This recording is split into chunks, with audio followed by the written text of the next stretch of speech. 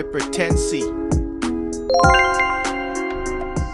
Hipertensi atau tekanan darah tinggi adalah suatu keadaan di mana tekanan darah sistolik 140 mm air raksa dan tekanan darah diastolik 90 mm air raksa. Tanda dan gejala.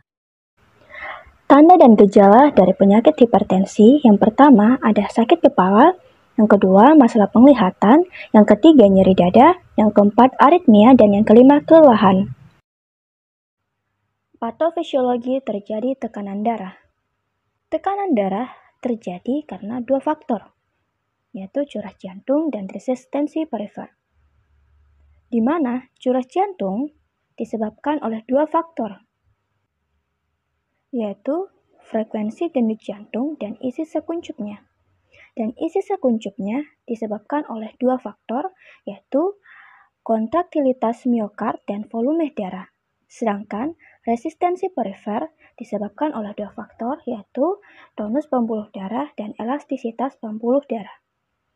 Dari semua parameter di atas dipengaruhi oleh beberapa faktor, antara lain sistem saraf simpatis dan parasimpatis, sistem renin-angiostensi-aldosteron, dan faktor lokal. Klasifikasi hipertensi. Klasifikasi hipertensi. Secara umum, hipertensi terbagi menjadi dua, yaitu hipertensi primer dan hipertensi sekunder, di mana hipertensi primer ini disebabkan oleh asupan garam yang berlebihan dalam makanan dan genetik, merokok, dan kegemukan. Sedangkan hipertensi sekunder disebabkan oleh kelainan jaringan sel juxtaglomerulus yang mengalami hipertensi. Sekitar 50% dari penderita hipertensi sekunder disebabkan oleh kelainan ginjal. Terapi farmakologi. Terapi farmakologi golongan antihipertensi.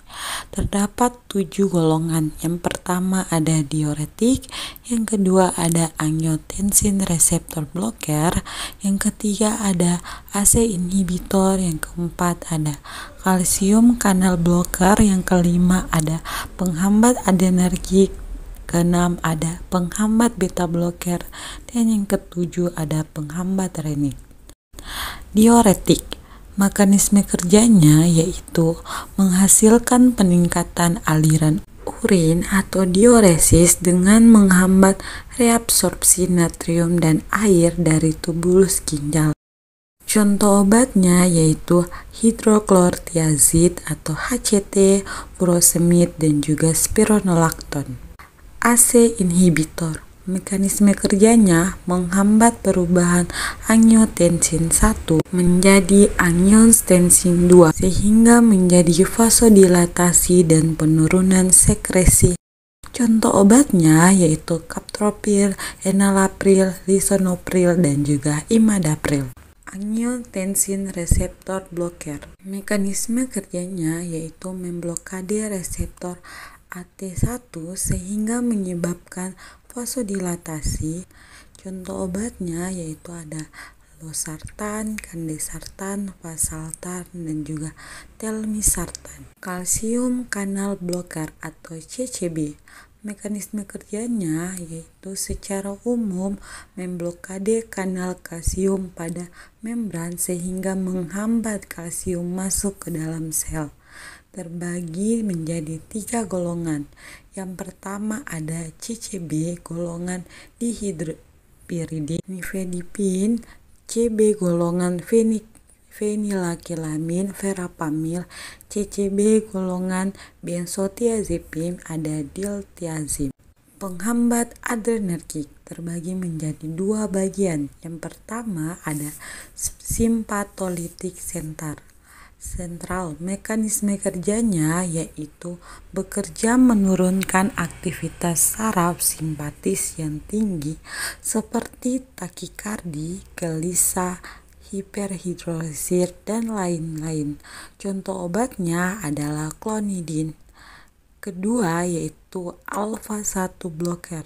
Mekanisme kerjanya yaitu bekerja dengan cara memblokade adrenoreseptor alpha-1 pada otot polos pembuluh darah. Contoh obatnya yaitu terazosin. Penghambat beta blocker 1. Penghambat beta bekerja dengan cara menghambat hormon adrenalin sehingga jantung berdetak lebih lambat. Dengan begitu, jantung memompa lebih sedikit darah dan dapat menurunkan tekanan darah. Contoh obatnya yaitu ada bisoprolol dan juga propanolol. Penghambat renin.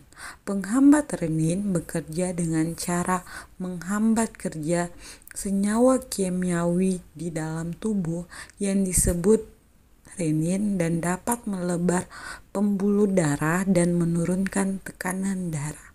Contohnya aliskiren. Terapi non-pharmacology. Terapi non-farmakologi. Yang pertama ada restrinksi garam.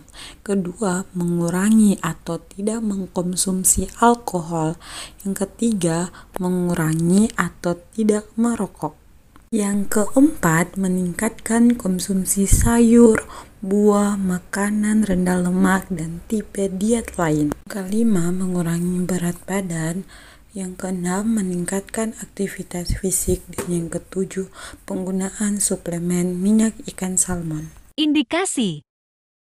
Obat diuretik indikasi hipertensi, edema merupakan obat antihipertensi lini pertama pada pasien hipertensi tanpa komplikasi dan hipertensi pada lansia.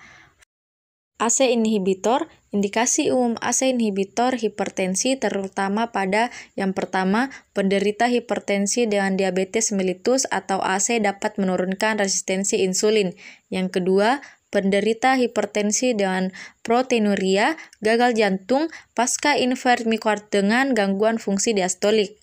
Angiotensin receptor blocker. ARB digunakan sebagai alternatif dari ACE inhibitor dalam talaksana gagal jantung atau nefropati akibat diabetes. Kontraindikasi.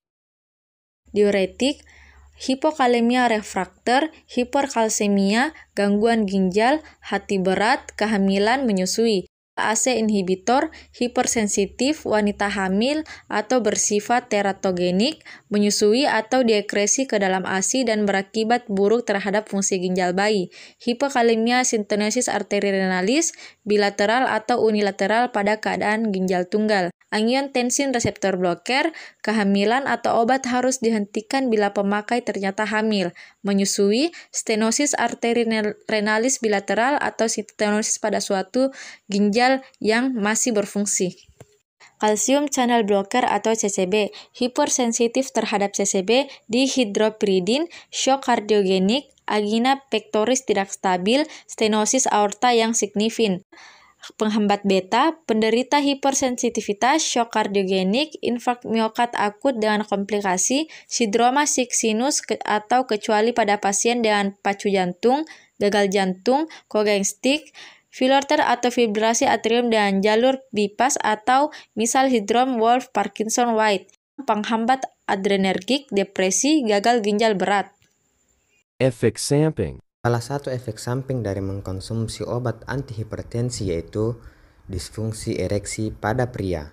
Pengobatan bagi ibu hamil dan anak-anak. Penata laksanaan hipertensi pada ibu hamil. Golongan obat yang biasanya dikonsumsi untuk ibu hamil yang menderita hipertensi adalah nifedipin, nicardipin, dan metildopa. Sedangkan penata laksanaan hipertensi pada anak-anak yaitu bisa dilakukan dengan cara rutin melakukan cek tekanan darah dan terapi non-farmakologi.